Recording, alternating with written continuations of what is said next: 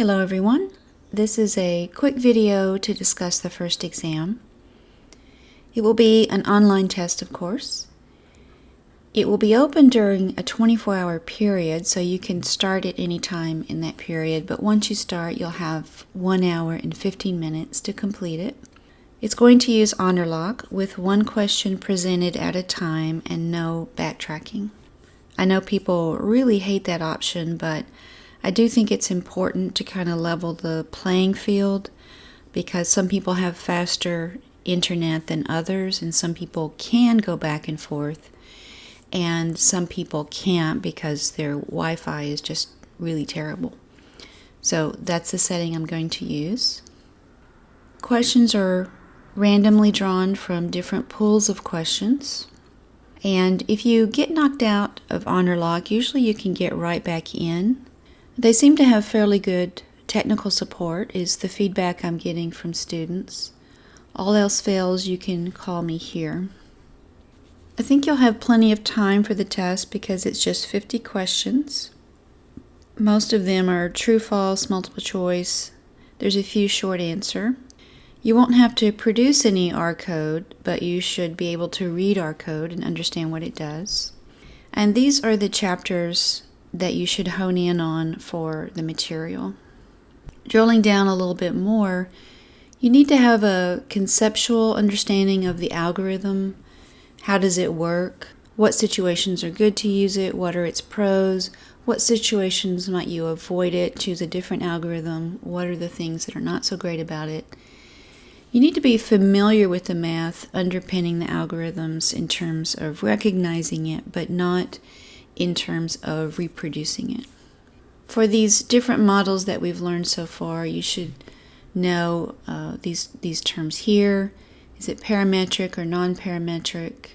What about loss and cost functions? Does it tend towards high bias or high variance?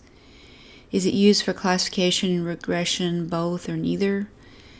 And then the categories of machine learning, supervised versus unsupervised.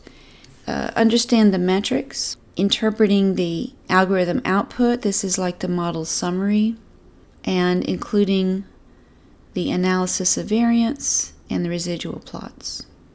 There's a lot of terminology in these few chapters, and at the end of the chapter, there is actually a list of the terms in that chapter, so that's a good resource to look at.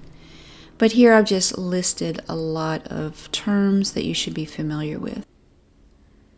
This is the Tennis Calc spreadsheet that's in Piazza, and you will have a different data set that's a little bit smaller.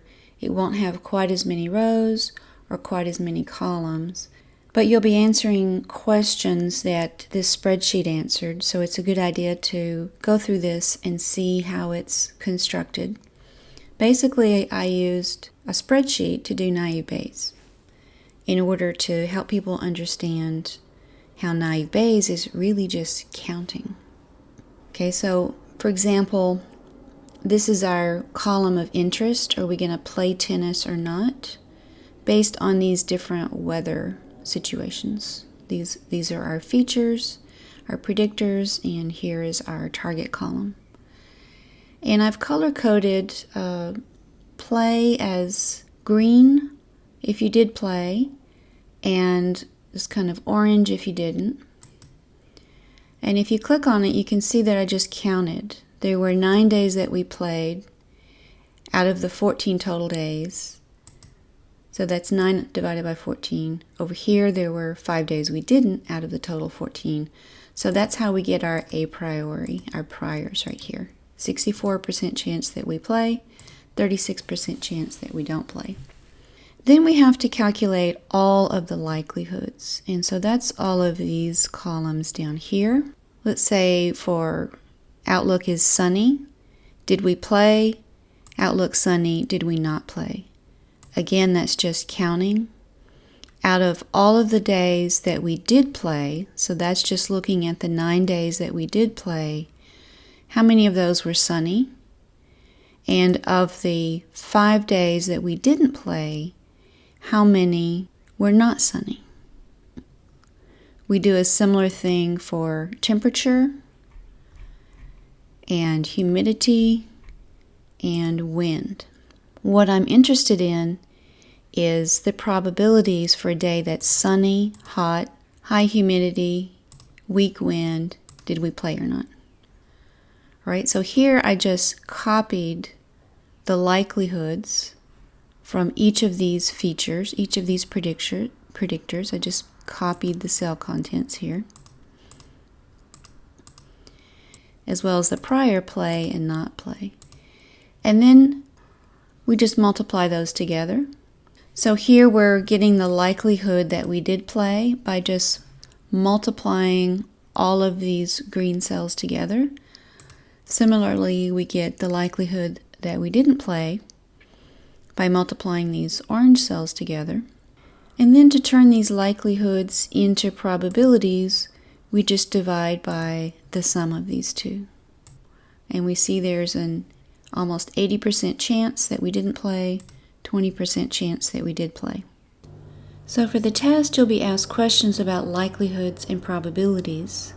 And what you'll do is not come up with a number like 0.67.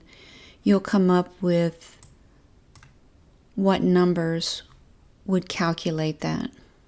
So you won't be doing any calculations. These will be multiple choice questions that make sure you understand the naive Bayes formula and how it works. So if you understand this spreadsheet and how these different numbers were calculated and used, then you'll be in good shape. And again, it will be a smaller data set, so you won't have to do quite as much counting.